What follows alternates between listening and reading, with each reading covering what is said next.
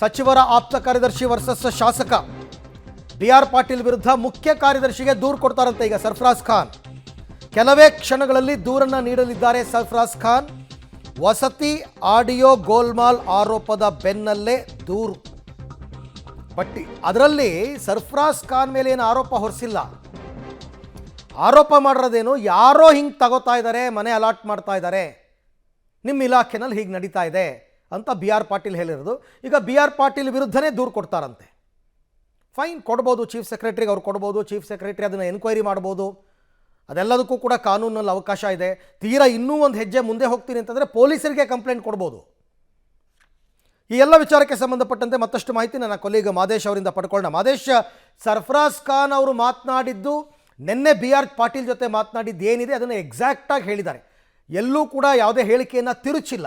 ಹಾಗಾಗಿ ಈಗ ದೂರು ಏನು, ದೂರಿನ ಸಾರಾಂಶ ಏನು, ಏನಂತ ದೂರು ಕೊಡ್ತಾ ಇದ್ದಾರೆ? ಅರವಿಂದ, ಅಂದರೆ ನಿನ್ನೆ ಸಂಜೆ ಆಗಿರುವಂಥ ಘಟನೆ ಇದು. ನಿನ್ನೆ ಸಂಜೆ ಅವರೇ ಕರೆ ಮಾಡಿ ಸರ್ಫರಾಜ್ ಖಾನ್ ಅವರ ಜೊತೆಗೆ ಮಾತನಾಡಿರುವಂಥದ್ದು. ನಂತರ ಆ ಆಡಿಯೋವನ್ನು ರೆಕಾರ್ಡ್ ಮಾಡಿಕೊಂಡು ಈ ರೀತಿಯಾಗಿ ಅವರೇ ಅದನ್ನು ವೈರಲ್ ಮಾಡುವಂಥ ಕೆಲಸವನ್ನು ಮಾಡಿದ್ದಾರೆ. ಬೆಳಗ್ಗೆವರೆಗೂ ಕೂಡ ನನಗೆ ಗೊತ್ತಿಲ್ಲ, ಅದು ಯಾವಾಗ ಮಾಧ್ಯಮಗಳಲ್ಲಿ ಪ್ರಸಾರ ಆಯಿತೋ ಆಗಷ್ಟೇ ನನ್ನ ಗಮನಕ್ಕೆ ಬಂತು. ನಂತರ ನಾನು ಕೂಡಲೇ ಏನು ಸಚಿವರಿದ್ದಾರೆ ಜಮೀರ್ ಅವರ ಗಮನಕ್ಕೂ ಕೂಡ ತಂದಿದ್ದೀನಿ, ಅವ್ರಿಗೂ ಮಾಹಿತಿಯನ್ನು ಕೊಟ್ಟಿರುವಂಥದ್ದು.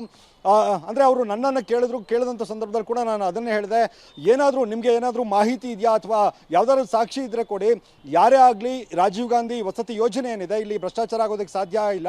ಆ ಥರದ್ದೇನಾದರೂ ಭ್ರಷ್ಟಾಚಾರ ಆಗಿದೆ, ಯಾರಾದರೂ ಹಣ ಕೇಳಿದ್ದಾರೆ ಅನ್ನುವಂಥದ್ದು ಗೊತ್ತಾದರೆ ಅವರ ವಿರುದ್ಧ ಕೂಡಲೇ ಕ್ರಮವನ್ನು ತೆಗೆದುಕೊಳ್ತೀನಿ, ಕಠಿಣ ಕ್ರಮ ತೆಗೆದುಕೊಳ್ತೀವಿ ಅನ್ನುವಂಥ ಮಾತನ್ನು ಹೇಳಿದ್ದೆ. ಅದು ಹೇಳಿದ ನಂತರವೂ ಕೂಡ ಆಡಿಯೋವನ್ನು ವೈರಲ್ ಮಾಡುವಂಥ ಉದ್ದೇಶ ಏನು ಅನ್ನುವಂಥದ್ದು ಗೊತ್ತಿಲ್ಲ ನನಗೆ.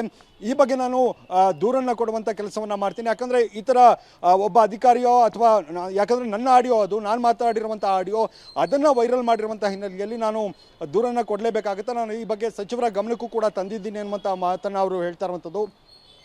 ಚೀಫ್ ಸೆಕ್ರೆಟರಿ ಏನಿದ್ದಾರೆ ಅವರಿಗೆ ದೂರನ್ನು ಕೊಡುವಂಥ ಸಾಧ್ಯತೆ ಕೂಡ ಇರುವಂಥದ್ದು.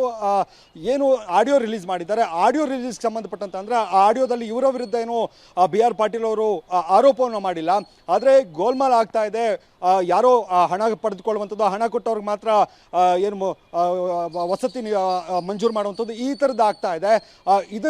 ಇದಕ್ಕೆ ಕಡಿವಾಣ ಹಾಕಬೇಕು ಅನ್ನೋ ಥರ ಅವರು ಹೇಳಿದ್ದದ್ದು. ಆದರೆ ಯಾವುದೇ ರೀತಿಯಾಗಿ ಸಾಕ್ಷಿ ಇದೆ ಅಥವಾ ನಮ್ಮ ಬಳಿ ಯಾರು ಹಣ ಕೇಳಿದ್ದಾರೆ ಅವರ ಮಾಹಿತಿ ಇದೆ ಅನ್ನುವಂಥದ್ದನ್ನೆಲ್ಲೂ ಕೂಡ ಆಡಿಯೋದಲ್ಲೂ ಕೂಡ ಹೇಳಿಲ್ಲ. ಅದರಿಂದಾಗಿ ಈ ಆಡಿಯೋ ವಿಚಾರಕ್ಕೆ ಸಂಬಂಧಪಟ್ಟಂತೆ ಅವರು ದೂರು ಕೊಡುವಂಥ ಸಾಧ್ಯತೆ ಇರುವಂಥದ್ದು. Arvind, right, thank you Madesh, ತಮ್ಮೆಲ್ಲ ಮಾಹಿತಿಗಾಗಿ ಧನ್ಯವಾದ. ಬಟ್ ಸರ್ಫರಾಜ್ ಖಾನ್ ಅವ್ರು ಕ್ಲಾರಿಟಿ ಏನು ಕೊಡಬೇಕಾಗಿತ್ತು, ಕ್ಲಾರಿಫಿಕೇಶನ್ ಕೊಟ್ಟಿದ್ದಾರೆ. ಆದರೆ ಬಿ ಆರ್ ಪಾಟೀಲ್ ಮಾಡಿರ್ತಕ್ಕಂಥ ಆರೋಪ ತಮ್ಮದೇ ಸರ್ಕಾರದ ವಿರುದ್ಧ. ಶಾಸಕರ ಬಾಯಲ್ಲಿ ಈ ರೀತಿ ಒಂದು ಆರೋಪ ಬರುತ್ತೆ ಅಂತಂದಾಗ ಸರ್ಕಾರಕ್ಕೆ ಸಹಜವಾಗಿಯೇ ಮುಜುಗರ ಆಗುತ್ತೆ. ವಿರೋಧ ಪಕ್ಷಗಳು ಇದನ್ನು ಗಂಭೀರವಾಗಿ ಪರಿಗಣಿಸಿದ್ದಾರೆ. ಹಾಗಾಗಿ ಒಟ್ಟಿನಲ್ಲಿ ಒಂಥರ ಬಿಸಿ ತುಪ್ಪ ಆಗಿಬಿಟ್ಟಿದ್ದಾರೆ ಬಿ ಆರ್ ಪಾಟೀಲ್.